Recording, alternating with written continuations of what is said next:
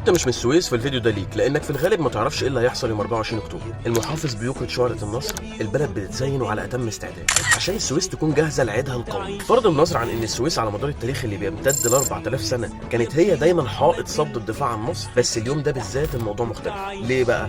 ما طولش عليك وقول طول، لان هي اهم بوابه لمصر. وارجع بالتاريخ والجغرافيا وهتعرف. ولو تسمع عن حصار ال 101 يوم هتفهم اهميه السويس. قطع عنهم الميه والنور والاكل والمؤونه وكل حاجه عشان ياخدوا السويس ورقة ضغط على مصر. شعب واهالي السويس رفضوا ان هم يتخلوا عن بلدهم او حتى يكونوا ورقة ضغط على مصر، وما استسلموش. فضلوا ال 101 يوم جوه المحافظة. الصهاينة قال لك ما بدهاش بقى، ندخل السويس.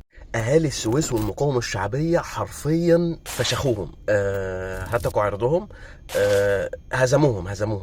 هم دخلوا يعني ظنا منهم هيلاقوا البلد فاضيه، وفعلا بالفعل لقوا البلد فاضيه. ومره واحده المقاومه الشعبيه طلعت من قلب البلاعات، يعني طلعوا من كل مكان، ولعوا في دباباتهم في مكانها. ولو ما تعرفش الدبابات والمدرعات دي كلها موجوده جوه السويس، واطفال السويس بيلعبوا عليها يعني. طيب خليني اقول لك ان دي كلها مقتطفات من تاريخ السويس، يعني انت ممكن تبقى تراجع. المهم خلينا في يوم 24 اكتوبر. يوم 24 اكتوبر هو عيد قومي، واسمع كده. لمدينة السويس لم تدافع عن نفسها فقط، وكانت تعرف انها تحمل في عنقها اسم الشعب المصري كله.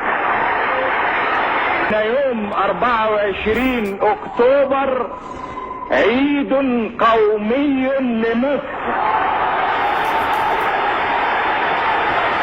كرنفال يا معلم، والبيوت كلها بتتزين وارفعوا الاعلام ترفرف فوق بيوت كل السويس. خلوا كل الدنيا تعرف يعني ايه كلمه سويس. وعيود مسرحيه بقى واغاني سمسميه، والاطفال بتطلع من المدارس ويعملوا احتفالات، وبيبقى يوم جميل جدا وعظيم. وبيجي يشاركنا في اليوم ده المثقفين والفنانين من كل مكان في مصر. فتعالى بقى تعالى. كل سنه واحنا طيبين ومنتصرين ورافعين راسنا في السماء.